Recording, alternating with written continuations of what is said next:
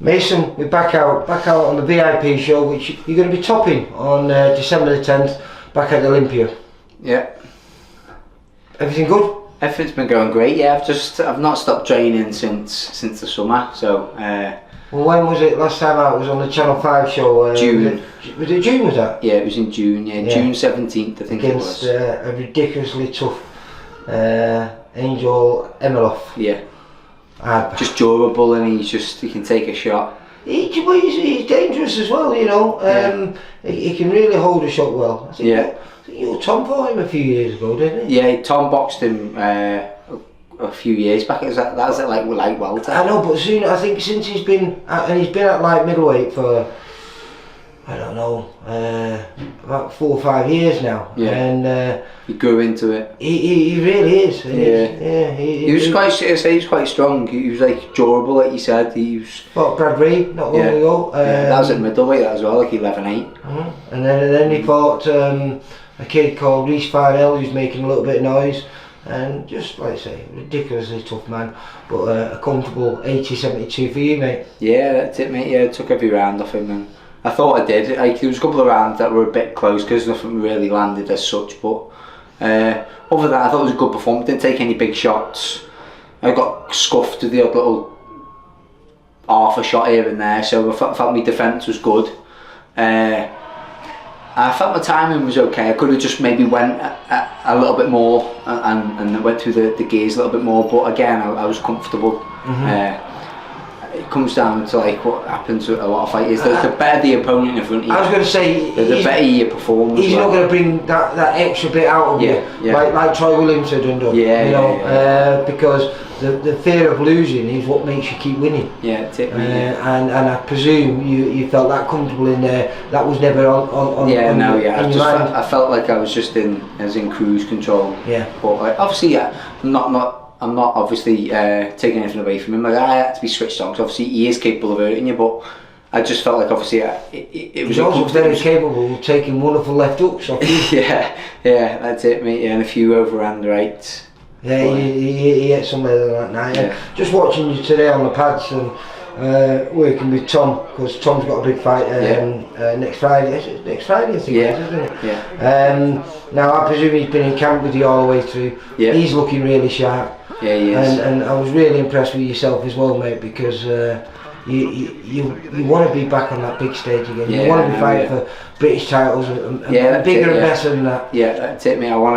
I feel like I'm capable of pushing on bigger and better than that as well. It's just a case of like finding my feet and getting hold of something now and then, obviously working from there. Well, this is what this fight's for, because when you did fight Troy, it wasn't the best preparations, even though camp was good and everything. Yeah. Rounds are important to a boxer. Yeah, then you had one round in 2 years prior to that fight, and also being your first 12 rounder. Yeah. It's going to take something away from you, because you're going into unknown territory, and territory certainly even past 6 rounds was something that you weren't familiar with because it'd been such a long time. Yeah, I know. Yeah, I say I surprised a lot of people. I think the only person I didn't surprise was myself, because I knew obviously how hard I'd worked, and I know obviously my capabilities at being at like middle super welter. Like I just feel more natural, a lot fitter, a lot stronger, a lot more energy, and I enjoy training. When I was doing obviously a lighter weight, it killed me. We've spoken about it a few times now, how you perhaps should have been a welterweight early on when you was fighting at light middleweight, and then by the time you did move down to welterweight, you really was a light middleweight. Yeah, I'm like natural at this weight now, and obviously I've been growing. Obviously not just physically, but obviously performance-wise as well. Like my capabilities in the ring, I've been learning and growing, and I do think you work ridiculously hard. You are very professional at being a professional, and you make sure you get every inch of power out of yourself, don't you? Because you are ridiculously the tricks that you do are party tricks that anyone would be proud of, mate. Your strength is phenomenal, as you proved against Troy, because Troy is an absolute beast at light middleweight, but he was no stronger than you. I'd say I felt strong in there. Like I I say it's one of my fortes. So obviously my boxing. Obviously I'm small height wise, so I kind of have to be strong to sort of like be able to bully my way through taller fighters, and obviously not be stupid with it. I have to be clever and obviously move my head and stuff. But I also have been watching today. Really good. Both of you. I mean, Tom's movement is wonderful. Yeah. Your movement is similar with your head movement's more.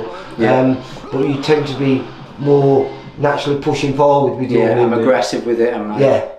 Which makes you exciting. Yeah.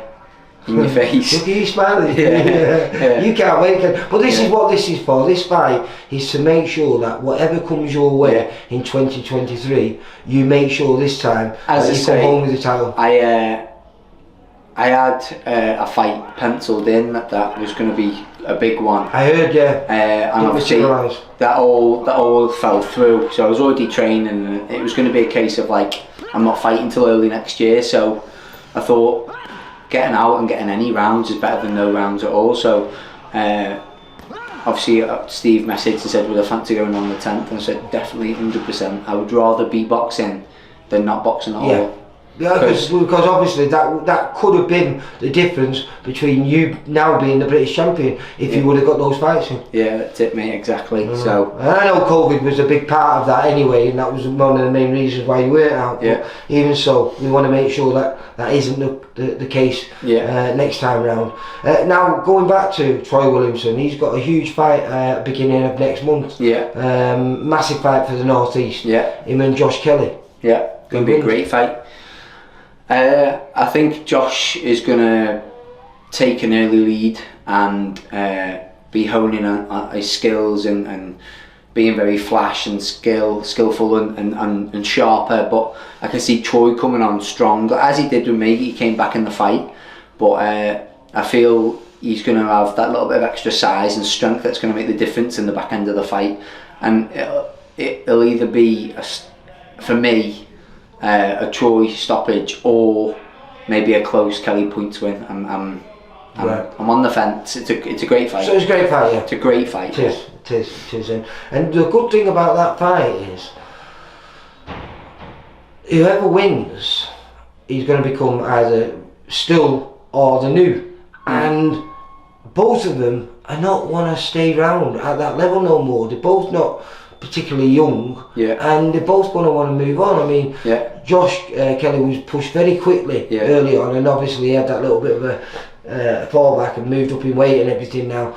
But I presume he'll want to get right back into European. He may have a single defence of it, and if he does, and obviously that's a fight I'd be trying to chase. And if he doesn't, and it becomes vacant, then it's still a fight I'll be trying to chase. I'll be trying to get to box someone else for that British title, so maybe a few British title eliminators will get handed out. So you just want to make sure that come February, March, whatever time the shows all start kicking off, you're ready, and I presume you'd love to jump straight into title level. 100%, yeah, 100%. I'm looking forward to seeing you on December the 10th. From what I've seen today, you always put a smile on my face because you're always vicious. It's the one way I can describe you, mate, and it's a very pleasing style, and I just think the confidence that you've got now from that. I know it's a defeat, and no one likes to lose, and I know you didn't like to lose, and you took a while before you could accept it, but I think the performance made it a little bit easier to accept, didn't it?